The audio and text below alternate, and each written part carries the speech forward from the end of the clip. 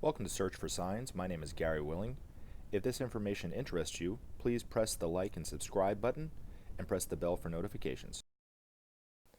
Now, what is a master of wisdom? To really describe a master, you also have to talk about who and what we are, humanity, right? A master, because a master comes out of humanity, really, they're not separate. They weren't, we all have to start on the ground floor and work our way up. We don't hire from without on the outside. So these masters were people like you and I, men and women like you and I, that lived their life, started out living it just like we live it, very selfishly, only thinking of themselves, harmed other people, lived good lives, lived bad lives, died early on, lived old age, had disease, had cancers, had this, that, and the other, were embarrassed, had, a lot of power, had, were living a little more than animal. I mean, every aspect of human endeavor, of life that you can imagine, all these masters, without exception, from Maitreya to Jesus to everything, they all lived those same lives that we were all living on some level at some point. Now, the difference between them and us is they got through the point that we're getting through, that we're still getting through today, whether we're aware of it or not. Most of us, and this is the problem, are totally unaware that our souls are aspiring to live moment to moment as souls. And that's what these masters are. They are men and women who, through the process of reincarnation and karma, the two great laws that kick our ass every single day, through those two great laws, worked through what they worked through and started to manifest what they really were moment to moment, which is a soul. So, we don't manifest that moment to moment. Now, but within our hearts, in the reality of who we are, is we are souls. Our souls are moment to moment, but we don't live life like that. We don't manifest that moment to moment. We think a lot about ourselves. The soul knows nothing about desire for its own self. It doesn't know anything about that. So within all of us, within you and me and everybody else, is the same quality that these masters exhibit moment to moment. It's just we aren't manifesting it yet. And so within all the religious texts is the truth that we are souls in incarnation. Every single one of them. Even the Christian churches, it's within there. Jesus said, be perfect like your Father in heaven is perfect. I mean, it couldn't be simpler, but yet it's totally missed on by every fundamentalist. I've never once been in a church where a preacher used that verse ever. Or they don't. Not only do they not even use it, they don't even know what it means. You know what I'm saying? But what Jesus was saying is, you will be perfect like your Father in heaven is perfect. It just takes time, and then you're going to sow what you're going to reap what you sow, and you're going to what did he say? Those who live by the sword shall die by the sword. So you'll do that too, and you'll die that way, and so forth and so forth. But eventually you'll be perfect, and like your Father in heaven is perfect. It just takes time. So when Jesus was talking about God the Father, or I and the Father are one and the same, he was not talking about being the only true Son of God. He was talking about him being at one with his soul. And when you see Jesus, you can ask him. If he tells you something different, then listen to what he says. He knows more about it than I do. But I'd be willing to bet you that's what he was saying, because he is manifesting moment to moment in his soul where we are not yet. But we will eventually. I mean, that's the whole point, So these masters are souls in incarnation like we are, but they're manifesting it moment to moment. That's why they're masters over themselves. They're masters over the law of karma in a way, and they're masters over reincarnation. So in the Bible, Like, let's take a look at Adam and Eve, right? Of course, a lot of fundamentalists take it literally, that there was a person named Adam, there's a person named Eve, and they lived in this Garden of Eden, and everything was great, fun, and wonderful for what, about a half a day, I think. And, you know, Eve told Adam to eat the apple, and then they got kicked out of the Garden of Eden, right? Well, those are symbols. And what it is a symbol of is the Garden of Eden is the soul plane that our souls are on, that know, and on their own plane, the soul knows nothing but beauty, love, oneness, unities, you know, and so forth. And because of the law of sacrifice, and it's all a part of the divine plan, the soul started to incarnate 18.5 million years ago as in the man and woman that we all are today. And we got, quote unquote, kicked out of the Garden of Eden because of eating the apple, which is individualization. It individualized out of the animal kingdom into the man or woman in incarnation at that time. And since then, have been living a life as a person.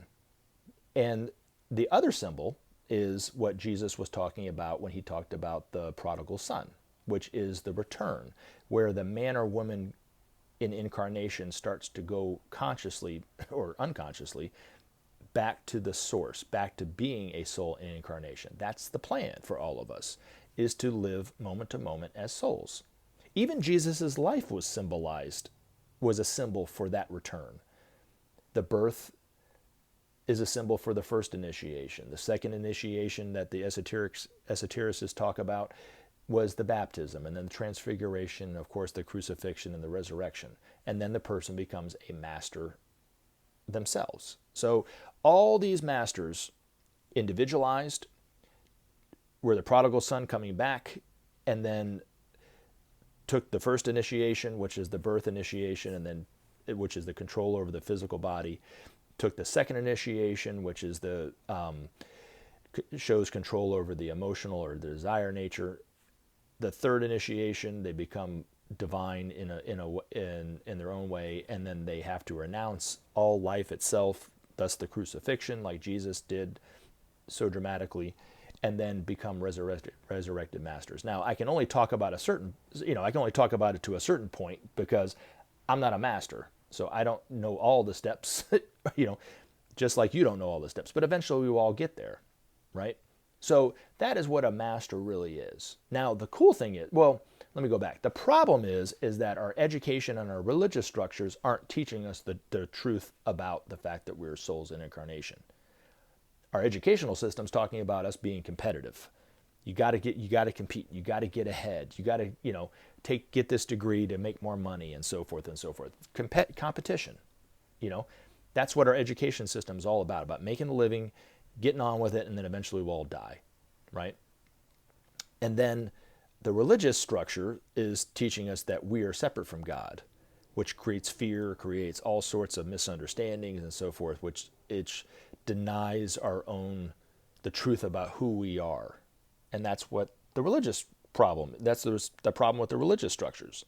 Now, for the first time in a long, long time, these masters who manifest the soul nature, the truth about who we are within us, moment to moment, are coming back into the world. Maitreya being the first one on TV. So he's the first one that's on TV that's starting to demonstrate for us what it means to be a soul in an incarnation. Now, there's no pomp and circumstance. There's no ego behind it. He doesn't want the limelight. He just wants to remind us of the truth about who we are. Now, eventually, there's going to be a time when we are going to have to know who Maitreya is. And Maitreya knows that timing, and Maitreya is going to start building up to that point at some point, but it's going to happen. And then eventually the masters themselves will start to come out and teach us, but they're going to be coming out in a different way. They're going to all have their own specific jobs. Maitreya is more of he's overseeing the whole shebang, right? But these masters, some of them will be teaching us the laws of life. Other ones will be more administrators and so forth. Other ones will be showing us how to beautify our cities. Other ones will be talking more about science and technology. Other masters will be helping to distribute the excesses around the world and so forth. So they all have their own function and their own job. And so, but yet we're just at the very, very beginning of it. Now, Maitreya's job, which is a huge gig at this moment, is he needs to show us that the only way forward for humanity is to create peace in the world. We got to create peace. We got to put aside war forever. It's ridiculous. It only harms us when we do it. When the United States attacks another country, it comes back on us. So when, to the point where we realize that, we're still going to create war, right? Now, the million-dollar question is, how do you create peace? And one thing that Maitreya has already talked about, but eventually he'll be talking about it on a global scale, is we have to share the world's resources first. That's the first thing that we have to do. Everything else that we've tried has failed. Every single thing, from dropping more bombs in the Middle East to creating more bases here or there, to creating more jails and locking away criminals, to whatever it is, right? To putting sanctions on North Korea. Nothing has worked or will work in that regard, because there's no truth to it, right? Although printing more money and throwing more money at the situation is not going to help. The only way to do it is we have to take the excesses of resources that a country has and give it to those people freely. Just the excesses, not everything, just the excesses that we don't need. The excess of oil, the excess of food, the excess of corn, the excess of building products, the excess of concrete, or whatever it is, to help them build their structures. And when their economies start to kick in, they can help give some of whatever they have back as payment for that freely. And that will get the whole thing started. And then Maitreya is going to talk about how we can create health care for everybody and give everybody food, of course, and clothe everybody. It doesn't have to be Gucci or Michael Kors purses or Louis Vuitton shoes or whatever like this, but we have to clothe people that don't have clothes. Most of us have too much clothes, right? A lot of us don't. Some of us don't have any clothes, or very, very much don't have enough to, cover their whole body. So we live without walk without shoes or shirts or whatever like this, because they can't even afford that, right? A lot of people go to bed hungry every day, when other people in the United States throw away a lot of food. So it's just, it's a gross injustice, and the masters are here to show us that we can't live like that. We have to find a way to distribute the excesses that we have to those people that need it. Then it will create justice in the world. That will be the beginning of what justice really is. I know I have never seen justice in the world, right? And you can't have justice for some and not for others. So that will create justice in the world. So the justice that I know in the United States that the African Americans want, right? Or the Indians want, that justice that they want, which they deserve just like everything else, can only come when everyone has food, clothing, shelter, healthcare, and education as a right. That's what will create justice. Not reparations for the slavery that happened 100 and something years ago. That's not going to create justice in the world. Or for them even. It's only going to happen when everybody has food, clothing, shelter, healthcare, and education. When that happens, and which is the only way that's going to happen, is for us to share the world's resources. That will start to generate and create peace in the world, and we'll start to put aside war forever. And then we will have a future. So these masters are going to be here showing us that we are souls in incarnation, that we have to live our lives like that. We cannot go on the way that we've been living with competition and greed and being separate and so forth. It's not going to work. Our environment is dying because of that. And we're listening to the wrong people. We're listening to people who it's in their best interest to make money about it and to not solve the problems. And so, thankfully, Maitreya is on TV giving interviews, starting to help educate us on the ways to live. And that's what these masters are here to do, only to show us how to live, how to do it ourselves. But, and as always, take action. Help SOP save our planet. Thanks for listening, and we look forward to talking to you again in future videos. Have a great day.